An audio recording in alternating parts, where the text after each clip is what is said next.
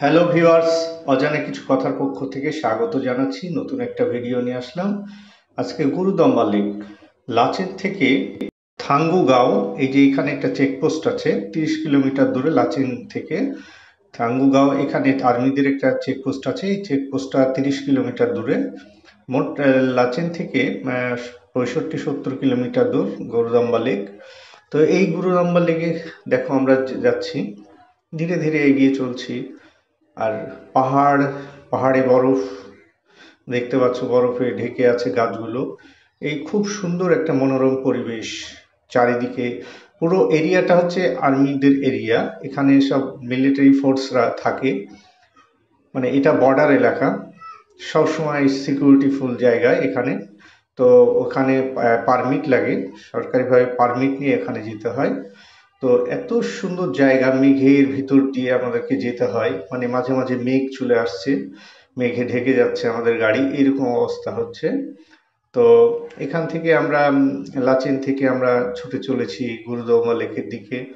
দু সাইডে পাহাড় আর পাহাড়, বরফ জমে আছে। আর কিছুটা দূরে দূরে সব আর্মিদের যাত্রী ছাউনি আছে, মানে চেকপোস্ট আছে। তো এই যে চলে আসছি আমরা গুরুদম্বা লেকে।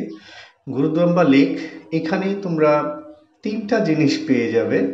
তিনটা জিনিস মানে একসঙ্গে, মানে নদী, ঝর্ণা, পাহাড়, বরফ সব একসঙ্গে পেয়ে যাবে এই জায়গাটায় আসলে। তো এই গুরুদম্বা লেকের বৈশিষ্ট্য হচ্ছে এখানে চারটা জিনিস একসঙ্গেই পাবে। তবে এখানে যাওয়ার আগে একটা জিনিস মাথায় রাখবে, যাদের উচ্চচাপ আছে, শ্বাসকষ্ট আসে, তারা কিন্তু এখানে যাবে না। কারণ এইখানে হচ্ছে 17,800 কিলোমিটার উচ্চতায়, ঠিক নেপালের হিমালয় মানে পর্বতমালার উচ্চ সমান এই গুরুদম্বা লেক। তো এইখানে দেখো শ্বাস নিতে কষ্ট হয়, আর এতটা হাওয়া, এই দেখো দেখো হাওয়াটা বইছে কিভাবে। আর প্রচুর ঠান্ডা, এখানে মাইনাস থাকে সবসময়। তো এখানে বরফ পড়তে থাকে, মানে দেখা যায় যে এখানে প্রচুর পর্যটক এখানে আসে, ভিড় করে, বিভিন্ন দেশ বিদেশ থেকে আসে। তো আমরাও গেলাম, আমরা শেয়ারিং একটা গাড়িতে গিয়েছিলাম। তো এই যে দেখো অনেকে ভিডিও করছে। এত সুন্দর মনোরম পরিবেশ কোথাও পাওয়া যাবে না। এখানে তোমরা যারা আসবে, তারা শারীরিক সুস্থ বা অসুস্থ না থাকলে এখানে আসলে কিন্তু খুবই সমস্যা, মানে এতটা ঠান্ডা থাকে এইখানে। আর নিঃশ্বাস নিতেও খুব কষ্ট হয়। মজার ব্যাপার, এখানে আমরা যখন গিয়েছিলাম তো একজন সিগারেট খাচ্ছিল, তো সিগারেটটা খেতে পারছিল না, মানে অক্সিজেন কম থাকলে সিগারেটে পড়তে চায় না, এইরকম অবস্থা।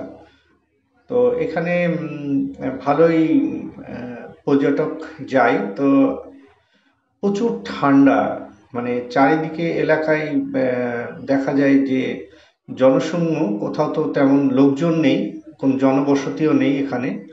এটা মিলিটারি সিকিউরিটি ফুল জায়গা, মানে এখানে সব সরকারি ফোর্সরা থাকে, বিভিন্ন জায়গায় ছাউনি আছে, ক্যাম্প আছে। আর পর্যটকদেরকে খুব সিকিউরিটি ফুল ভাবে এখানে আসতে দেওয়া হয়।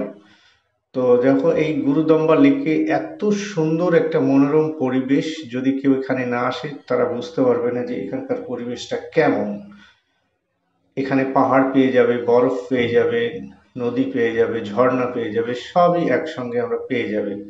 তা আমি ঘুরলাম এখানে, ভালোই লাগলো। তোমরাও আসবে, জায়গাটা খুবই সুন্দর, মানে সেই স্বপ্নের জায়গা মনে হয় এখানে গেলে।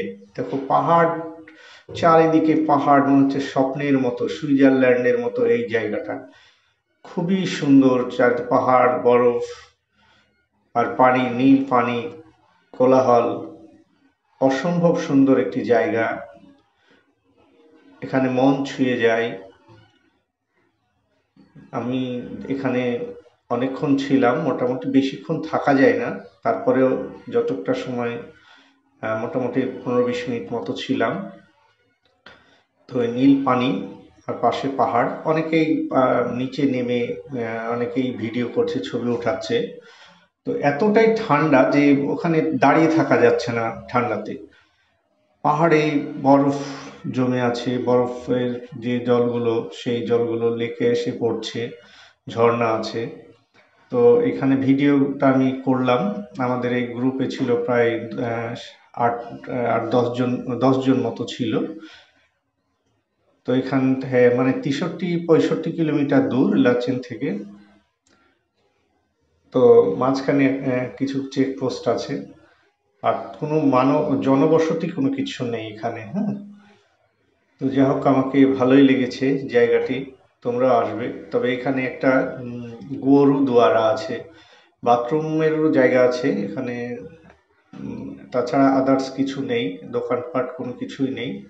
তবে অনেকেই গাড়ি নিয়ে এসে চা বিক্রি করছে, গাড়িতে করে, গাড়িতে চায়ের ব্যবস্থা আছে দেখলাম।